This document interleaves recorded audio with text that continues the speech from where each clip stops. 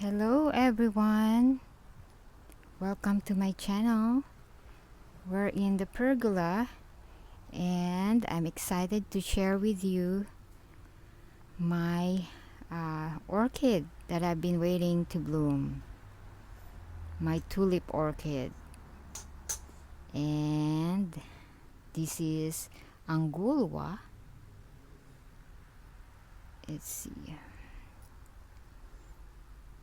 This is Anguloa clowesii, or others will call it Anguloa clowesii. It's also called a tulip orchid, which as you can see like a tulip, and they also call the baby swaddled orchid. Let's see here, because it's like a baby being swaddled. So I've been waiting for it to finally really open. Once it start to bud, its color like a yellow green color, and then as it age, the flower age and open, it becomes to a darker yellow, and it has a cinnamon fragrance to it, a spicy fragrance. So yeah, I'm so glad, I'm so happy that this one bloomed. I've been taking care of it for 4 months, this plant anyway, and then it started to grow a new growth, and with it spike, and I was careful and just take care of it, protect it from spider mites and too much sun, and it's in an area where it's protected from too much rain, and recently we had hail, ice pebble sizes pebbles falling for more than an hour, and it caused a lot of damage to the orchids and other plants, and it split or tattered their leaves. So this one was not affected because it's in a protected area, and because I put it there in my front where there's also a roof, but the sun can morning sun can go through the light, and because this is a cool growing to intermediate orchid, so I'm excited, I'm happy that it bloomed for me, because you don't see this in every nursery. I ordered this from Ecuagenera last November or December, and to be picked up in the Tamiami International Orchid Show last January of this year 2020. So because this is from Ecuador, it's an international outside of the United States, they have to ship it or carry it bare root in sphagnum moss. I actually have a video unboxing Ecuagenera orchids last January, and I'll put the link down below. Yeah, if you like to see that, see it. But when I first had this, it's bare root and the leaves has burned tips on it. It's like a very big large area that got burned, and I thought it's not gonna make it. I just cut the leaf and thought it might still spread, but it did okay. I heard that its leaves gonna get as big as 3 feet. So just saying, this bud alone stands almost a foot long. This is one ruler, so yeah, it's tall, and the bud measures that, or almost 3 feet. I mean 3 inches or 2.5. Yeah. So yeah, and this is a species actually. I read about it. I looked and researched it, and this is not my only Anguloa, by the way. I also have the others, but this is the big one, and it flowered for me. It's you mostly see this kind of this Anguloa in Venezuela, Bolivia, and also in Colombia. So yeah, so that's why I really cherish it, because it's not something that you can grow in a warm climate like here in Florida, but it flowered for me, so I'm very excited. As you can see, there's a little bit of wrinkled bulbs in there.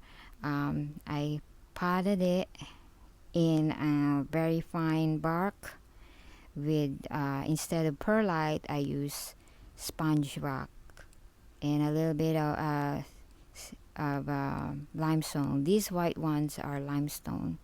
It also keep the fine barks intact, because I have, because it's outside. There's lizards and they try to burrow on they mess with the bark, and I guess they lay on it, you know, to keep themselves warm. But yeah, I see a lot of barks laying on the floor because of that. Um, yeah, so they keep them in place, and you can see even a weed or something grows in there. Now, I water this uh, twice a week, because this is not a clay pot. This is a recycled plastic pot, kinda.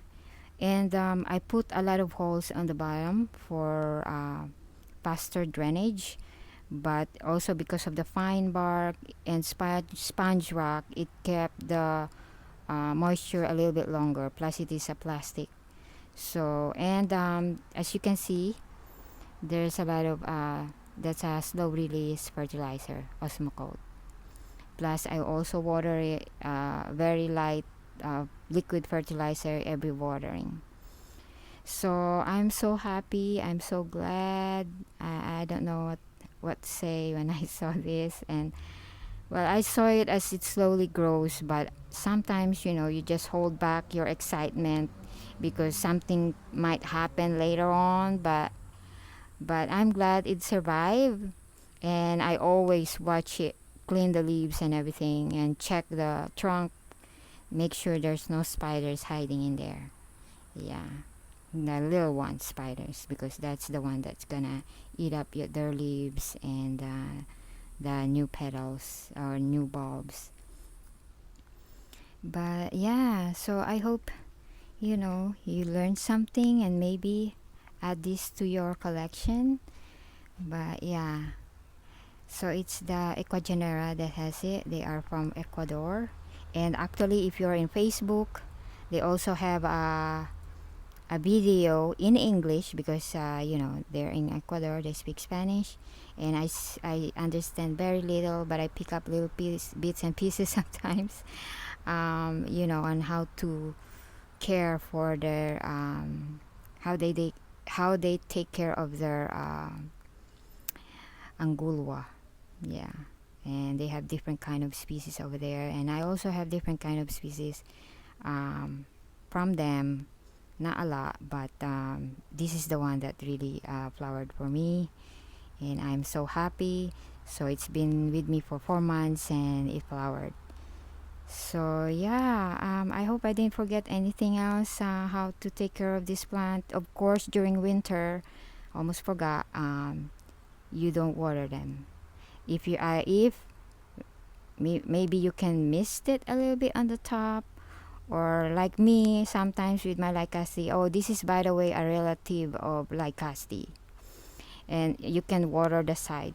Just, I guess it's for me, just to make me feel better that I don't I don't neglect my plants by not watering.